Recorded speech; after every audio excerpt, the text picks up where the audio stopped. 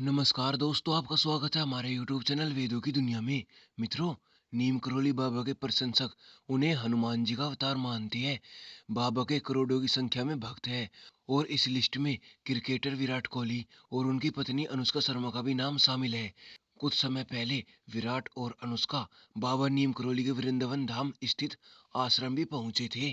कौन है नीम करोली बाबा?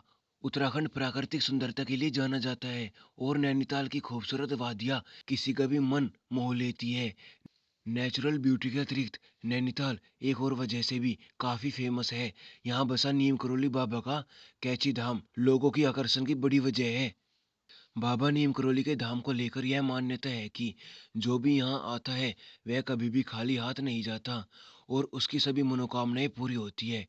नीम करोली बाबा के करोड़ों भक्त हैं, जिसमें स्टार क्रिकेटर विराट कोहली और उनकी पत्नी अनुष्का शर्मा का नाम भी शामिल है।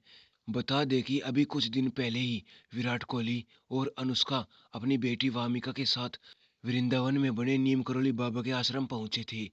यहाँ उन्होंने उनकी समाधि के दर्शन किए थे। सिर्फ विराट अनुष्का ही नहीं, फेसबुक के सीईओ मार्क जुकरबर्ग भी नीम करोली बाबा के बड़े फैन हैं। हनुमान जी का अवतार मानते हैं भक्त। नीम करोली बाबा का नाम 20वीं सदी के ऐसे महान संतों में गिना जाता है जिनमें कई प्रकार की दिव्य शक्ति थी। नीम करोली बाबा के भक्त और प्रशंसक उन्हें हनुमान जी का अवतार मानते हैं।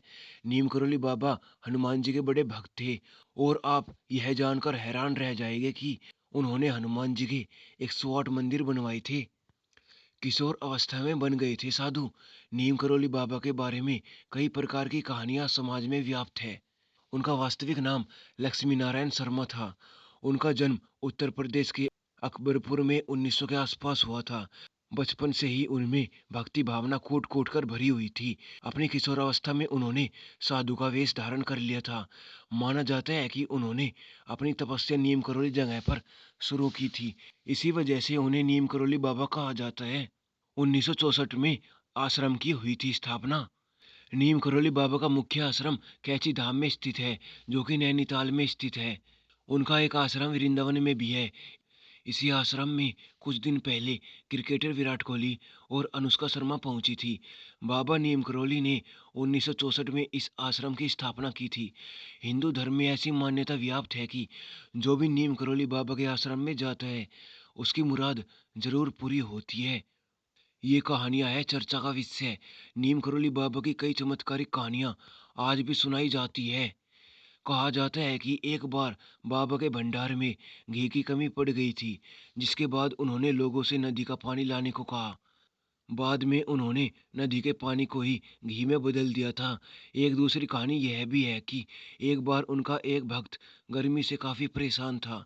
भक्त की परेशानी से बाबा नीम करोली विचलित हो उठे और उन्होंने बादल को बुला लिया था। बाबा के चमत्कार पर एक किताब भी लिखी गई है।